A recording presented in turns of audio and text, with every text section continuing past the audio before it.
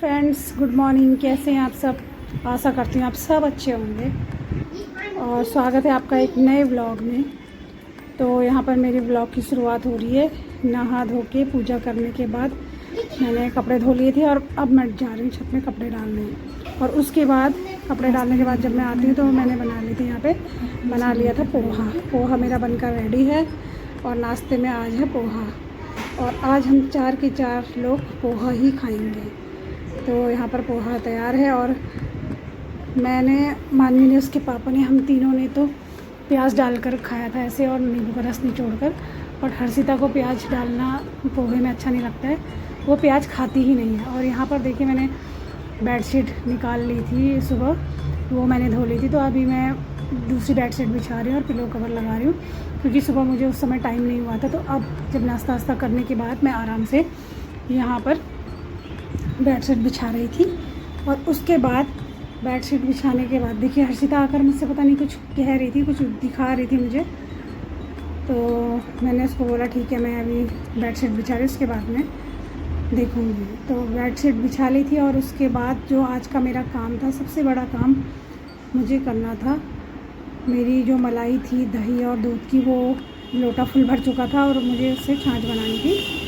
तो वही काम मेरा जो था वो मेरे लिए थोड़ा मुश्किल बना हुआ था, क्योंकि जब छाछ बनानी होती तो सोचना पड़ता है। और उसके बाद मुझे उस जो मक्खन थी उसको भी गलाकर घी बनाना था। तो यहाँ पर मैं बनाने लग गई थी छाछ, और मुश्किल से मुझे 8 या 10 मिनट लगे होंगे, और इतनी देर में मेरी छाछ बनकर तैयार हो गई थी। आजकल गर्मियों के दिनों में अच्छे से बन जाती है और मक्खन भी अच्छे से लग जाता है, लेकिन ठंडियों के दिनों में थोड़ा सा परेशानी होती है। ठंडियों के दिनं में गर्म पानी की ज़रूरत पड़ती है, लेकिन आजकल गर्म पानी की ज़रूरत नहीं पड़ती है। ये मैंने कल रात से ही बाहर निकाल के रख दिया था फ्रिज से, तो सुबह तक वो बनने के लिए रेडी हो गया था। तो फिर यहाँ पर मैंने बना लिया था छाछ, और लास्ट में फिर मैंने डाल लिया था उसमें ठंडा पानी, क्योंकि ठंडा पानी डालने से हम सारा इकट्ठा हो जाता है। तो यहाँ पर मैंने डाल दिया था ठंडा पानी, और ये चारों तरफ मैंने डाल दिया था ठंडा पानी। मैं यही बता रही थी कि आजकल जो है ठंडा पानी डालने से मक्खन पूरी एक साथ इकट्ठी हो जाती है। और चारों तरफ मैंने पानी डाल दिया था, और जो ऊपर थोड़ा मक्खन लगा हुआ था उसमें भी मैंने साइड से पानी डालकर उसे इकट्ठा कर लिया था। ये देखिए अब ये मक्खन बनकर रेडी है और छाछ से बिल्कुल अलग हो चुकी है। अब मैं इसको निकाल लूँगी, और निकालने के बाद फिर मैं इसको मक्खन को कर लूँगी गरम और बना लूँगी घी। तो ये देखिए सारी मक्खन एक साथ इकट्ठा हो जा रही है, मतलब ये बहुत अच्छे से बन चुकी है। और अब मैं इसको निकाल लूँगी थोड़ा थोड़ा करके।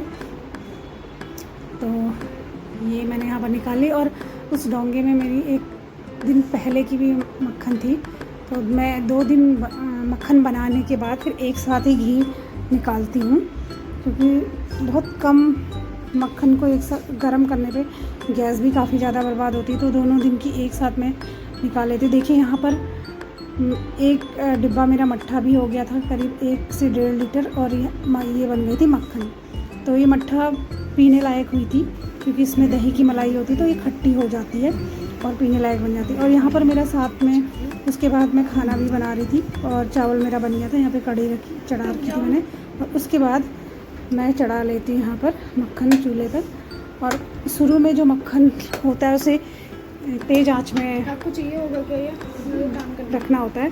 और जैसे ही ये मेल्ट हो जाता है, गल जाता है, उसके बाद इसकी आंच धीमी कर देनी होती है, और बहुत ज़्यादा लो फ्लेम पर इसको धीरे धीरे घुमा घुमा के पकाना होता है।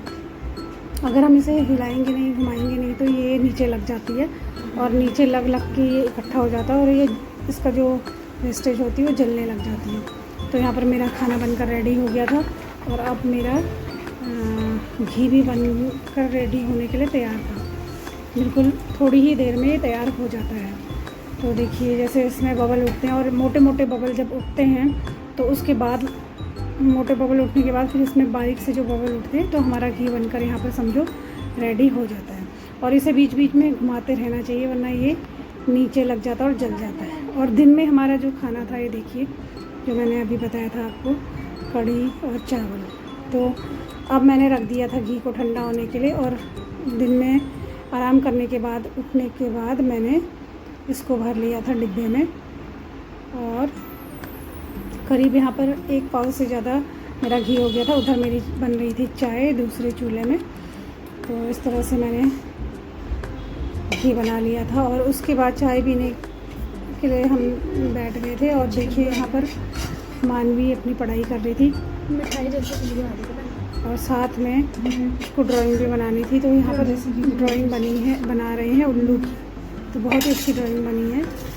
देखिए यहाँ पे मैंने सारा घी इकट्ठा कर लिया। और ये जो वेस्टेज है पर आपने इसे मैं, ये थोड़ा सा घी मेरा ज़्यादा जल गया था, तो ये देखिए बहुत लाल हो रहा है, लेकिन ये बाद में पीला हो जाता है। तो ये देखिए मानवी पढ़ाई कर रही है और मैं उसे कुछ कह रही थी, पता नहीं क्या कह रही थी।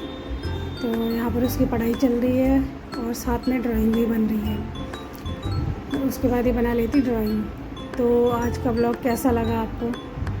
अगर अच्छा लगा हो तो लाइक शेयर कमेंट ज़रूर कीजिएगा और सब्सक्राइब कर लीजिएगा। Bye bye.